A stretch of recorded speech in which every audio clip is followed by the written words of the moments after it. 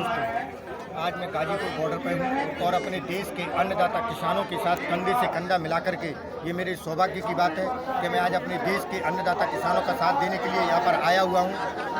हमारी सरकार के द्वारा, तानाशाही सरकार के द्वारा, निकम्मी सरकार के द्वारा, डबल ए सरकार के द्वारा, अडानी और अंबानी की सरकार के द्वारा हमारे किसान भाइयों के लिए जो 3 काले कानून लेकर के आए गए हैं, जो देश की 85% जनसंख्या का प्रतिनिधित्व करते हैं, उनके विरोध में ये आंदोलन चल रहा है, जिसको कि सरकार कई तरह से समाप्त करने की कोशिश में लगी हुई है। लेकिन ये सत्यता के साथ में खड़े हुए हैं और ये आंदोलन जब तक चलता रहेगा तब तक कि ये सरकार हमारे इन 3 काले कानूनों को वापस नहीं लेगी। और जिन लोगों को ये लगता है कि ये कुछ चंद स्टेट के या चंद जगह के लोग हैं, तो आज मैं उन लोगों को एक बात बता दूं कि ये मेरे मित्र हैं अश्वनी भाई, जो कि 800 किलोमीटर पैदल चल करके इस आंदोलन में सम्मिलित होने के लिए आए हैं। ये आपको बोलो। नमस्कार मित्रों, मैं भूदेव भाई का बहुत आभारी हूँ कि इन्होंने इस चीज़ के लिए मुझे अवसर दिया।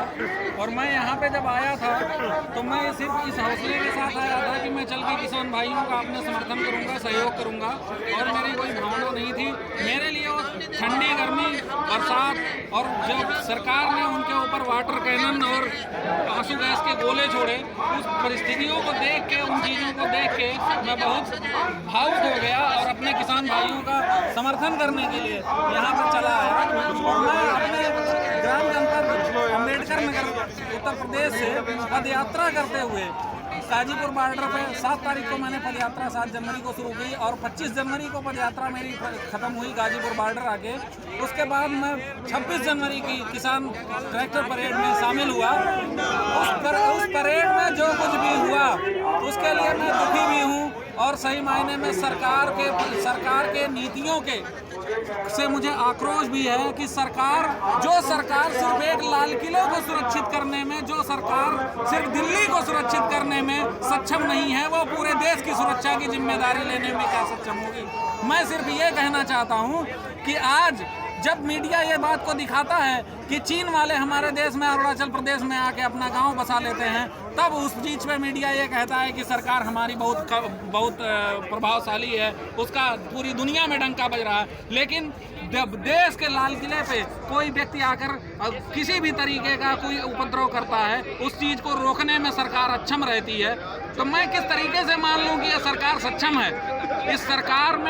इस सरकार की नीतियों से मैं बहुत नाराज हूँ। इस सरकार ने, जब गृह मंत्री जी ने राजस्थान में कहा कि हमारी सरकार ने 196 योजनाएं और कार्यक्रम अपनी सरकार के दौरान लागू किया, तो उस समय उसने ये नहीं बताया कि इन कार्यक्रमों और इन योजनाओं का क्या इम्प्लीमेंटेशन क्या रहा, इसका परिणाम क्या निकला। मैं आपको बताना चाहूँगा कि उसके परिणाम उनके अनुकूल नहीं हुए, नहीं तो वो हर बात को इस बात को कहने की कोशिश करते कि हमारी ये नीतियाँ ऐसी थी जो प्रभावशाली रही, जो सही तरीके से इम्प्लीमेंट हुई। लेकिन उनके नहीं होने के कारण ही सरकार का मैं यहाँ पे उस पक्ष को, उस कृषि कानून का विरोध करने आया हूँ कि जब इनके 196 योजना और कार्यक्रम लागू नहीं हो पाए, सही से लागू नहीं हो पाए, ये कह रहे हैं कि तुम अपने गले में फांसी का फंदा डाल लो, हम ये काला कानून लेके आ रहे हैं और इससे तुम लोगों की आय दोगुनी हो जाएगी। मैं कहता हूं पिछले 6 सालों से ये सरकार कहाँ थी जो दावे कर रही थी कि किसानों के आय दोगुने हो जाएंगे, 100 स्मार्ट सिटी का निर्माण हो जाएगा, जीएसटी से तुमको ये लाभ हो जाएगा, देश आगे बढ़ जाएगा, देश को हर किसान की आय दोगुनी हो जाएगी। मैं बस ये कहना चाहता हूँ मित्रों कि ये कानून सही मायने में धरातल पे ले आने में उतनी ही कठिनाइयाँ हैं और किसानों की आय दोगुनी करने में उतनी ही कठिनाइयाँ हैं जितने आपको दिवा स्वप्न दिखाए जाने की बात होती है। मैं सिर्फ और एक बात कहना चाहूँगा कि ये कृषि कानून आपके हित में इसलिए नहीं है कि इन कृषि कानून से आपकी आय दोगुनी हो ही नहीं सकती है। मैं जब से किसान हूँ, जब मैं किसान पुत्र भी हूँ और मेरे पिताजी जब से बताते हैं, मेरे दादा जब से बताते हैं और मैंने जब से देखा है, तब से कभी ऐसा नहीं हुआ कि अनाजों का रेट एमएसपी से ज़्यादा रहा हो। आप अपनी तरफ भी कहीं भी इस चीज़ को देख लीजिएगा। हालांकि हमारे उत्तर प्रदेश में अधिकतर लोगों को एमएसपी नहीं मिलती है, लेकिन जो बाजार मूल्य होता है वो एमएसपी से हमेशा कम ही रहता है। अब की बार की बात मैं बताता हूँ, मेरे यहाँ पे धान का रेट जो था वो करीब 1100 से 1000 रुपये के बीच में रहा और जबकि एमएसपी 1868 रुपये रही।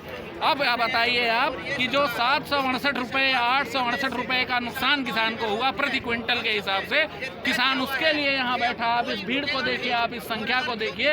ये किसान, जिस किसान को आतंकवादी, खालिस्तानी और सब कुछ कहा जा रहा है, इस किसान से आप ये पूछ के देखिए कि 868 रुपये प्रति क्विंटल का नुकसान बर्दाश्त करके ये किसान ठंडी धूप बरसात में पिछले 2 महीने से बैठा हुआ है।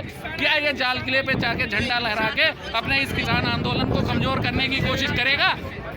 इस सरकार से जो मांगने आए हैं, क्या वो सरकार मानने के लिए तैयार हो जाएगी? इस सरकार की नीतियां ऐसी हैं कि इन्होंने खुद अपने लोगों को इस जगह पे भेजने की कोशिश करी और पुलिस प्रशासन ने पूरी तरीके से इस धरने को डाइवर्ट करने की कोशिश करी। उन्होंने जो रास्ते उनके लिए किसान आंदोलन के लिए बनाए गए थे, उन रास्तों पे बैरिकेडिंग लगा के उन लोगों को अलग तरीके से मोड़ा, जिससे किसान इधर उधर भटक गया।